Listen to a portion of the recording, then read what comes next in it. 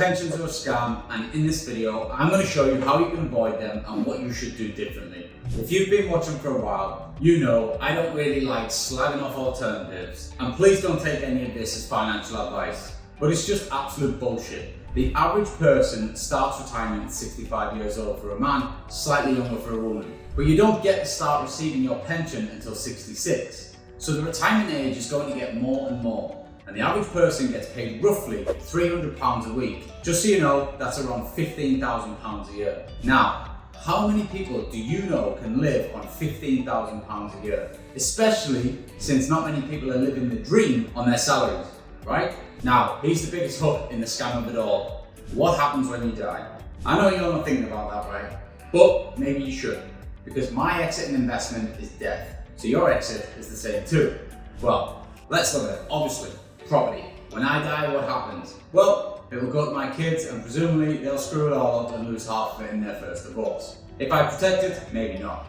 But if I look at the pensions, if I die and I die within 10 years of having my pension, then maybe my significant other, if anyone finds the will to live with me long enough, they will actually benefit from it a little bit.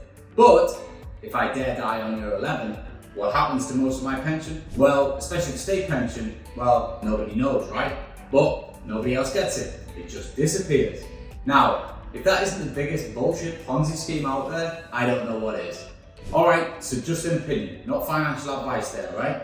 But the thing is, we work so hard all our life, and I don't feel we're correctly educated on what actually makes a great investment. Now, caveat to that is when you look into SIPs or SASs, which are essentially two types of pensions, where you can actually take control, and you can invest it on your own behalf. And then you can share it with family members and bring them in. But that's not the video for this, because it's not the pensions most people talk about. So why is property any different, and how can you actually get involved in it? Well, first of all, let's get to what you need to invest in property. But the average person has around £150,000 pension, which when you think about it, that logically, you're getting 15 grand a year. That's not bad by the time you retire, and you've built that up. That's a decent dividend from it. However, when you also factor in the fact that it disappears when you die, just crazy, whereas if we applied that to the same in property, we end up looking at a combined return of between 12 and 15% per annum. You think, what? And that's compounding again and again and again and again. So what does that look like? Well, it's your rental and your capital growth through time. Now the key there is actually being able to find the best capital growth areas. By the way, if you're watching this and you're thinking, pensions are shit, Ryan's right, maybe you're already ahead of the majority and invested in good buy-to-lets and Airbnbs. But if you want some help, actually helping you build that portfolio, put scale in the comments below and I'll be in touch.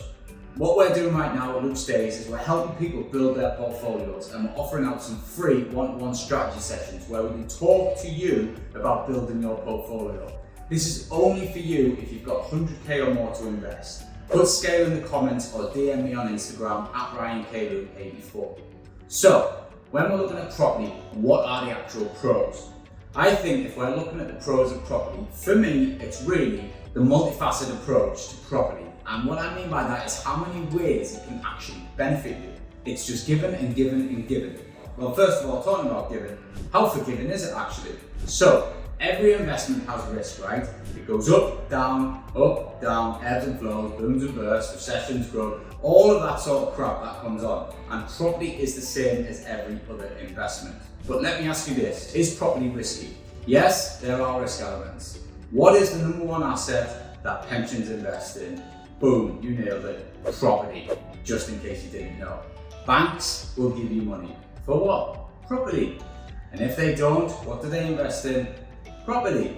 Lloyds right now has said we're going to be the biggest buy-to-let landlord by 2028. They are aiming for 50,000 homes.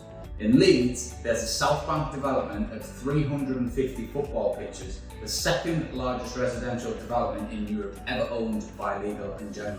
What? Okay, so even if you don't directly invest in property, you're investing in property. You just don't get the benefits of doing it. So what are they? Well, first of all, it's forgiving. And what I mean by that is, first of all, it's constantly going up over a decade by decade period. And if you're investing in property, by the way, you need to be thinking in 5, 10, 15, 20 years, not the next 5, 6, 10 months, okay? because it's a long-term investment. But the way it does this is through capital appreciation. Yes, it goes up and down over time. There's always those moments, but you will not find ever a 10-year period, ever, since the Doomsday Book in 1086, where the property prices have gone down. It's only ever gone up. I'd say 1,000 years of evidence is pretty bloody good.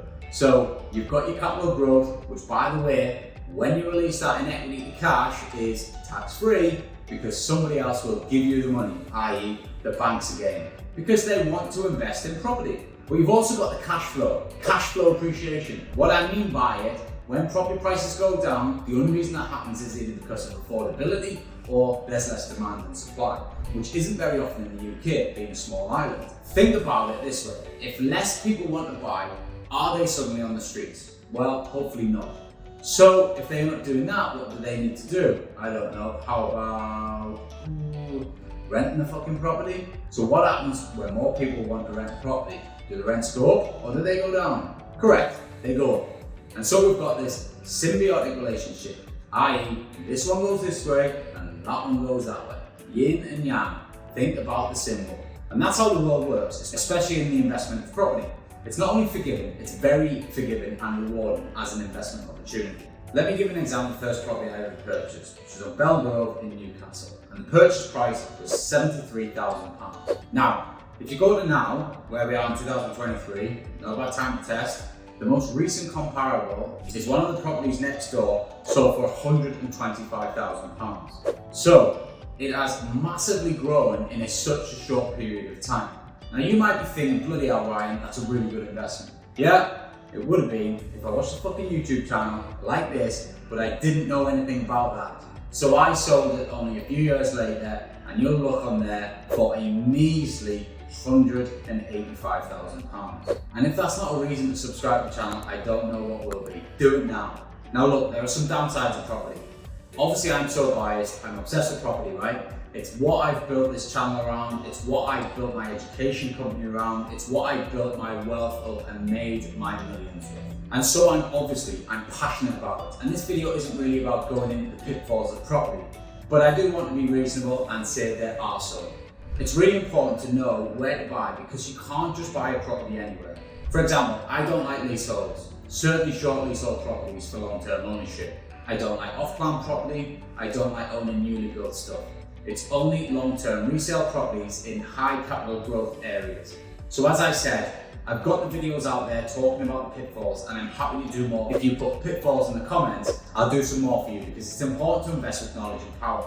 But if you're seated, and you're going, do you know what? I know property is an incredible investment, I'm just a bit nervous. Just put scale in the comments and I'll put a link so you can fill your details in and I'd love to have a chat with you. My team and I will be there to support you. If you are new to the channel and you don't think I'm a complete nut job by this point, then you can subscribe, hit the notification bar, and I'd love to see you back here soon. And if you've got value out of it, it helps you so much, just tap that like button and hey, hopefully I'll see you on the next video.